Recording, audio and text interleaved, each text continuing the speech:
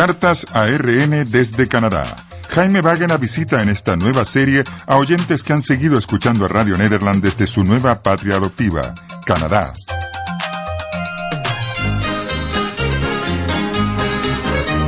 Hola mis amigos y saludos desde la ciudad de Vancouver.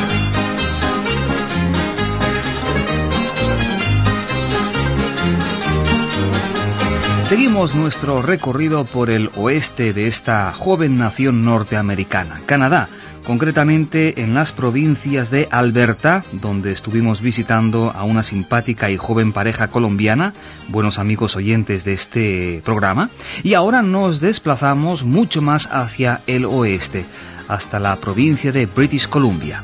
Estamos, como ya dije, en la ciudad de Vancouver.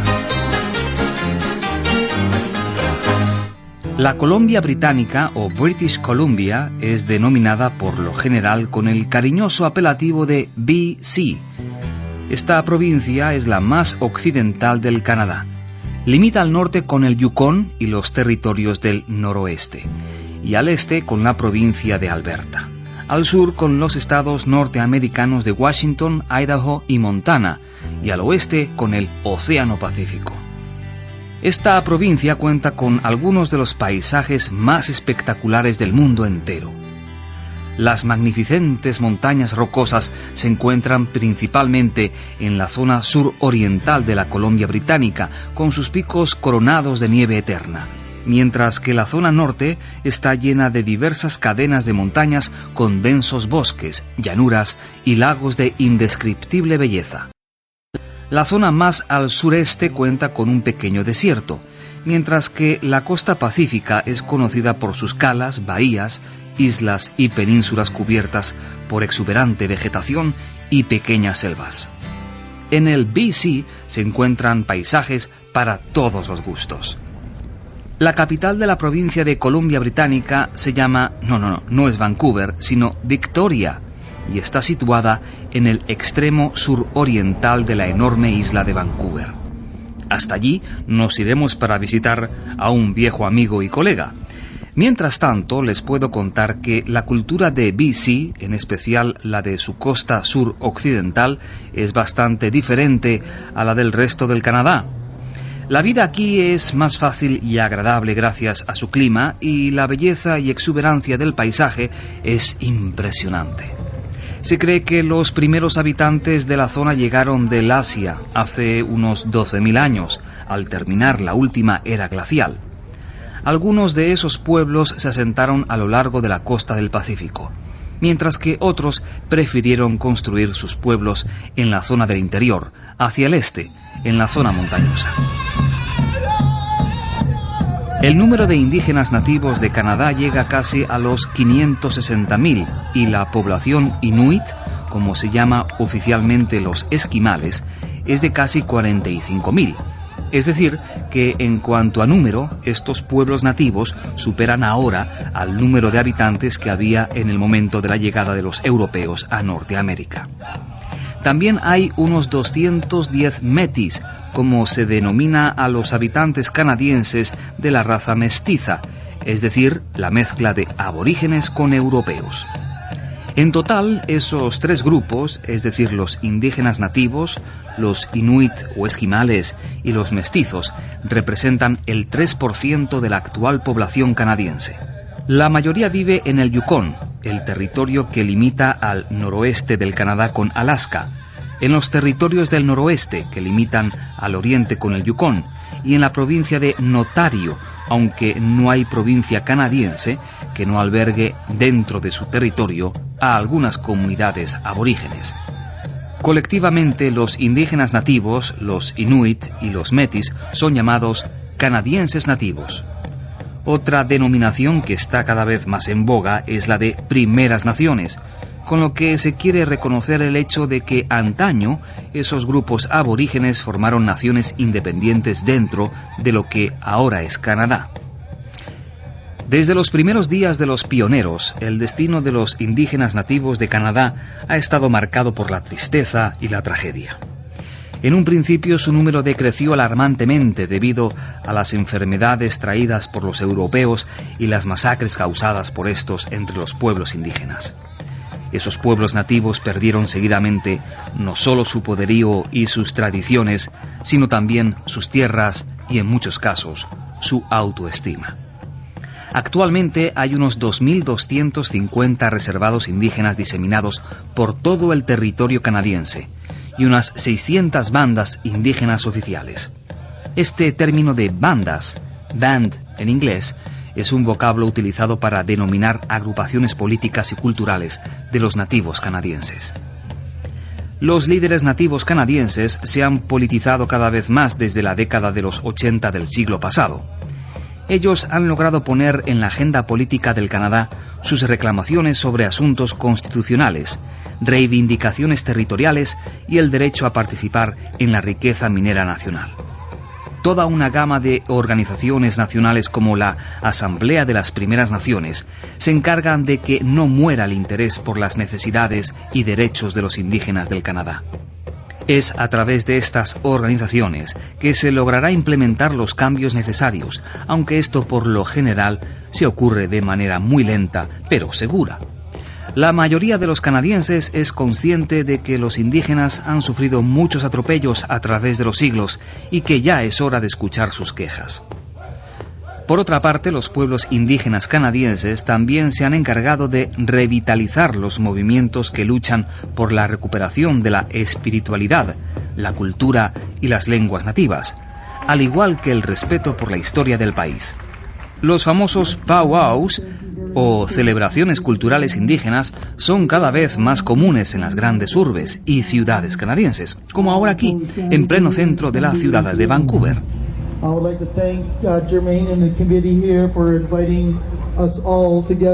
Quisiera agradecer a Germaine y a los miembros del comité aquí presentes por invitarnos a estos 3 lindísimos días de celebraciones.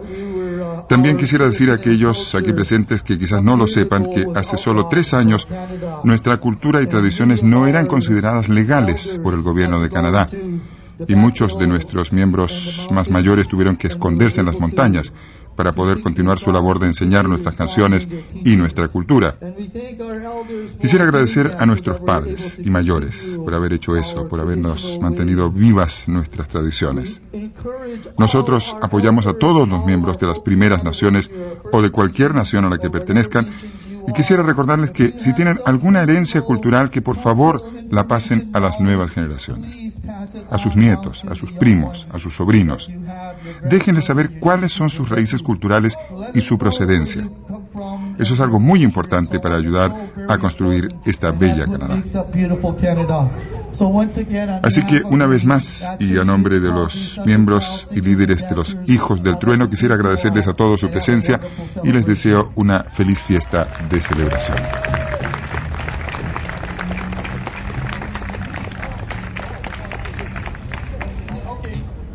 The Southern Ruffle, Curtis Joe.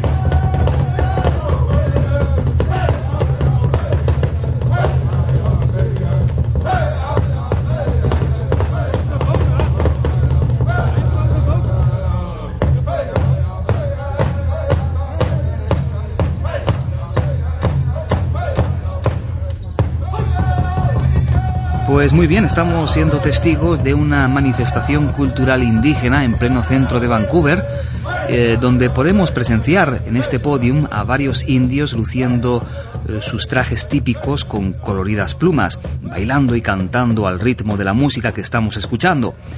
Y puedo ver además que hay mucha gente, es decir, transeúntes, turistas, periodistas también, que se acercan hasta esta plaza para presenciar este festival.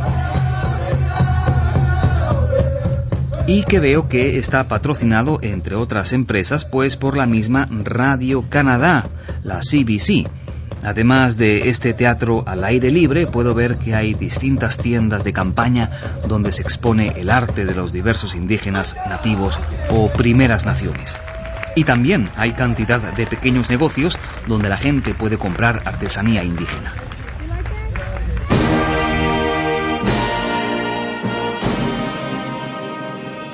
Retomemos el hilo de la historia de esta joven nación norteamericana. En una oportunidad anterior les comenté que fue el francés Jacques Cartier el primer europeo quien puso pie en el este de Canadá en el año de 1534. Pero fue casi a finales del siglo XVIII que exploradores europeos llegaron al otro extremo de este país, al occidente, es decir, a las costas de la Colombia Británica, en busca de riquezas. El primer europeo en llegar a lo que ahora es Vancouver, donde nos encontramos ahora, fue el colonizador español José María Narváez en 1791. Pues bien, los primeros en llegar no solo fueron los españoles, también los rusos, seguidos por el famoso explorador británico capitán James Cook, quien se encontraba buscando una ruta acuática que conectara el Pacífico con el Atlántico, el legendario Pasaje del Noroeste. Naturalmente jamás logró encontrarlo, pero las historias de inmensas riquezas en la forma de todo tipo de pieles atrajo a decenas de miles de aventureros. Entre los más famosos cazadores de pieles que llegaron a estas tierras se encuentran Alexander Mackenzie, Simon Fraser y David Thompson, cuyos nombres adornan ahora numerosos parques, calles y avenidas en las ciudades de la Colombia Británica y otras provincias canadienses. En un esfuerzo de los ingleses por contrarrestar la influencia de los colonizadores españoles, el capitán George Vancouver, que dio su nombre a la inmensa isla frente a la costa de BC, reclamó todo ese territorio en nombre de la corona británica. En 1849, tras años de serias disputas con los Estados Unidos, que querían apoderarse de ella, la isla de Vancouver fue declarada colonia de la corona británica.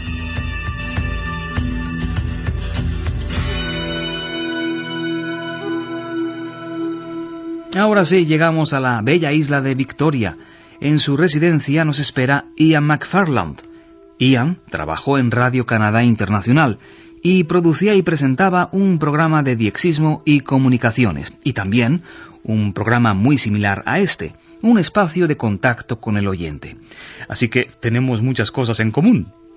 Ian disfruta ahora de su jubilación anticipada, pero para nada olvida sus buenos momentos en Radio-Canadá Internacional, ni tampoco ha dejado su pasión por escuchar la onda corta. Yeah, I do. I still miss. ¿Cómo no? Sigo echando en falta ciertas cosas. Por ejemplo, mi programa de contacto con el oyente. Lo extraño más que cualquiera de mis otros programas, me parece. Eso puede llegar a sorprender quizás a muchos. Era un programa que iba más allá del diálogo con el oyente. Era una especie de programa interactivo. El oyente nos escribía y le contestábamos al micrófono. Pero era un programa muy divertido. Nos hacían todo tipo de preguntas inusuales e interesantes, y encontrar las respuestas adecuadas fue siempre una grata tarea. Recuerdo, por ejemplo, una vez que un oyente escribió preguntando cuál era la comida rápida preferida de los canadienses. La respuesta es papas fritas. Así que en lugar de responder solamente que la comida rápida preferida de los canadienses es la papa frita, fui a una fábrica de papas fritas e hice una interesante entrevista a uno de los funcionarios sobre el proceso de fabricación. Fue algo interesante y divertido de hacer. Todavía sigo extrañando ese programa. Yo tenía la esperanza de que a mi regreso de Japón, en 1993, Radio-Canadá Internacional me iba a pedir que hiciera algunos trabajos como empleado libre, pero el presupuesto había sido cortado tan drásticamente que eso fue imposible. Tuve que hacerlo para Radio Japón. Ian McFarland, ex colega de Radio-Canadá Internacional en Montreal, Quebec, y quien ahora se encuentra viviendo con su familia en BC. Una conversación mucho más extensa la podremos escuchar en Radio Enlace. No, y ahora entiendo por qué Ian huyó de los largos y duros fríos de Montreal. Saben, el clima de BC, de British Columbia, es variado. En la costa la temperatura es moderada y llega a alcanzar los 30 grados y más. Los veranos son por lo general secos y de agradable temperatura, mientras que los inviernos son lluviosos y muy raras veces hiela. El interior de la provincia es más seco, especialmente en el sur, a lo largo del valle del Okanagan, donde los veranos son muy cálidos y los inviernos muy helados. En la zona montañosa los veranos son cortos y muchas veces lluviosos, y en el invierno hay grandes nevadas. Vancouver es una de las ciudades más bellas del Canadá, y sus paisajes son de una impresionante y casi indescriptible belleza, incrustados entre la zona costera y las montañas del sudoeste de la Columbia Británica. Vancouver es un centro nacional de las artes, la industria, el mundo de los negocios, la moda, los deportes y la vida política. Es además uno de los centros más importantes de la industria fílmica del Canadá, y su estilo de vida es conocido como muy liberal y permisivo, con gran respeto para todo tipo de minorías culturales, religiosas y sexuales.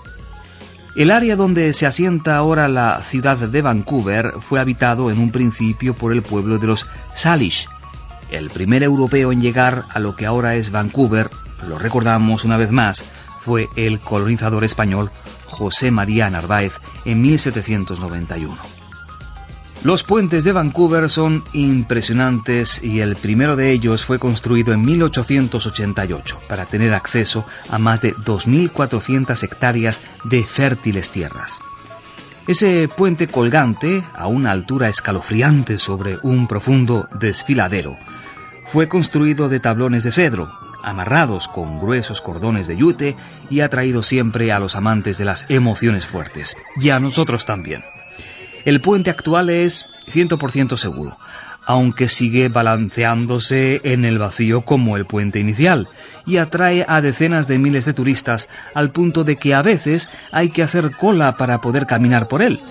Al llegar al otro lado, el balanceo del puente ha logrado trastornar de tal manera el sentido del equilibrio que muchas personas sufren mareos y en el peor de los casos hasta náuseas. Este lugar turístico llamado el Puente de Capilano alberga salones de exposiciones, un pequeño museo, un centro cívico, tiendas de souvenirs, restaurantes y románticos rincones para darle un inesperado beso a tu pareja.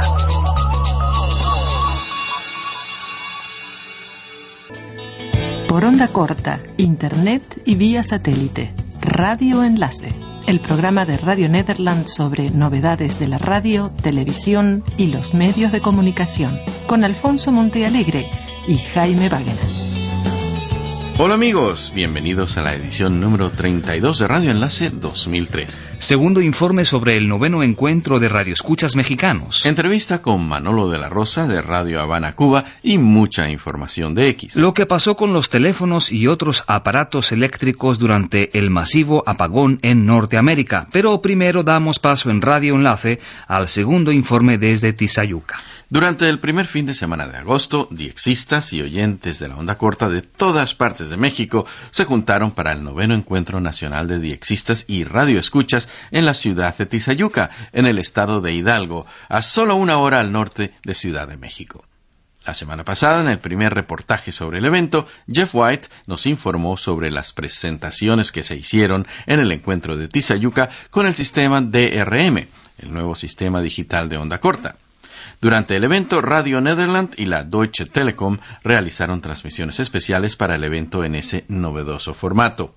En el informe de esta semana, el segundo de la serie, Jeff no nos habla del programa en DRM, sino de otro programa especial en onda corta analógica tradicional, realizado por una colega internacional de la onda corta. Jeff White tiene los detalles y mucho más en el siguiente despacho desde Tizayuca.